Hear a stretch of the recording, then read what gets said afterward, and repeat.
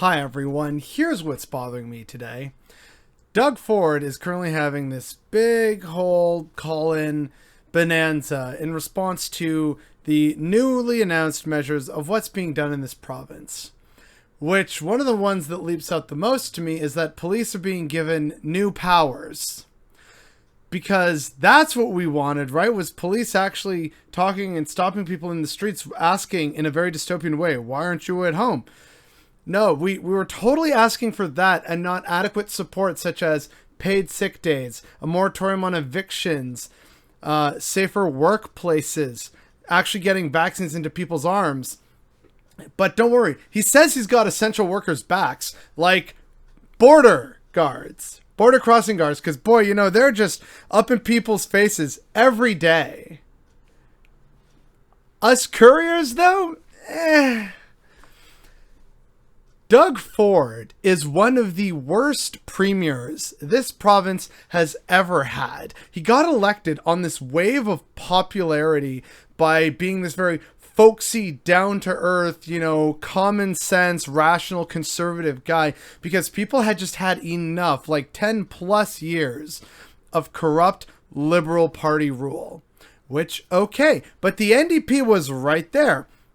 And the NDP could have won. But the Liberals recognized, oh, well, if we elect them, then we'll actually be out of power for a really long time. So we're just going to take our chances with Ford. And they split the vote, and many just kind of went over to Ford anyway, because a lot of Liberals are small C conservatives anyway.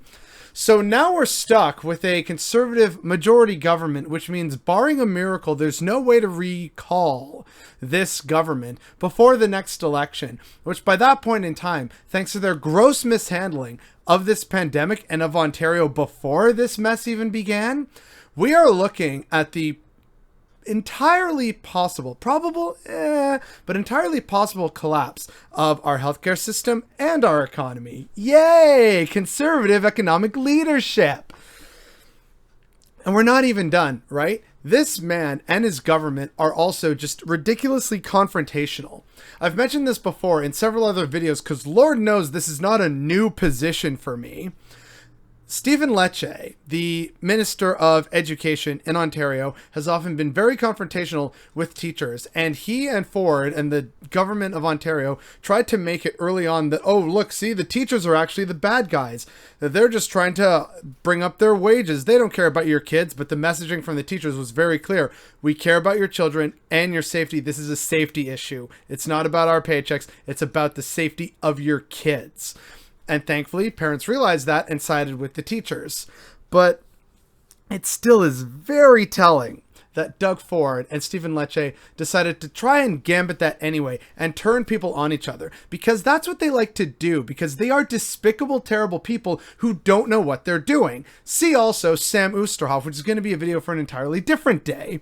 With regards to this pandemic and its management, Doug Ford is still, you know, it also came to light recently that they rejected federal government assistance, including helping with the Red Cross to distribute vaccines because, again, over 1 million vaccines still not in people's arms in this province, sitting around in freezers. And Doug Ford is saying, we don't have a distribution issue. It's a supply issue. Then why is there a supply of 1 million sitting there in freezers across the province? And why are you talking about, oh, well, we didn't want to implement these measures earlier because reasons, they're very unclear reasons. He keeps dodging the question because, of course, we are looking at potentially getting up to 18,000 COVID cases per day unless we actually fix the problems, which is making workplaces safe, paying people to actually stay home,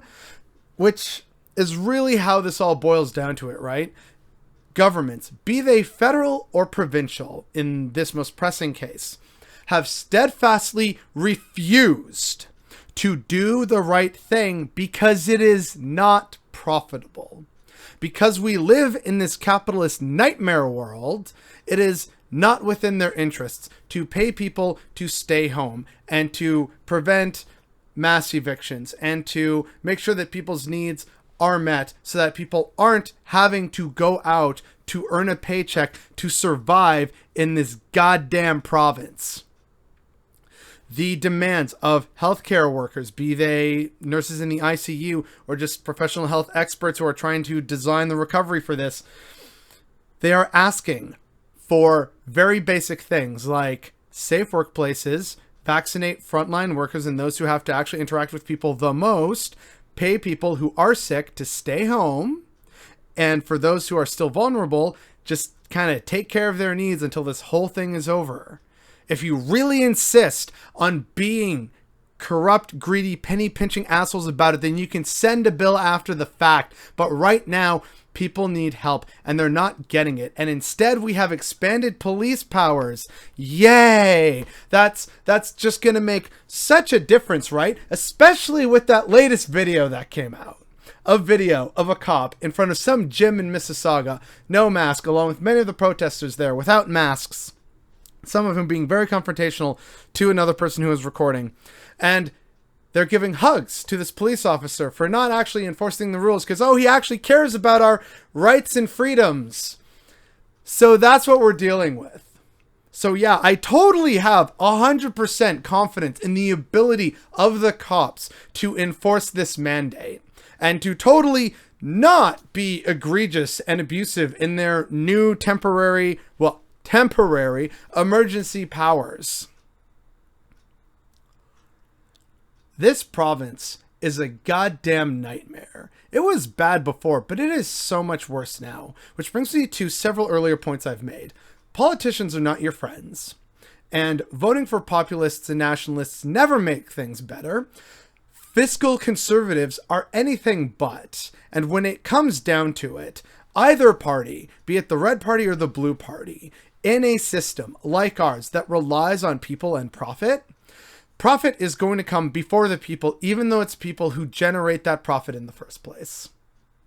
And yet they don't realize this, and they don't recognize that that is what needs to be addressed if you want to actually have people be safe, happy, and healthy.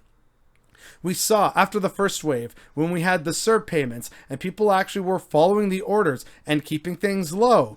We're not doing that again while we try and get everyone vaccinated. That's really the only logical course of action here. But no one wants to take it because, the economy, even though this temporary on and off has already resulted in the closures of so many businesses and many people, bars, restaurants, hairdressers, warehouses, buying things and trying to hire people only to then have to let people go. It is so chaotic because of the government's piecemeal approach. It is terrible and shameful, and it's entirely avoidable. And the fact that because this was so avoidable and yet we're in this goddamn shit show today is definitely what's bothering me today.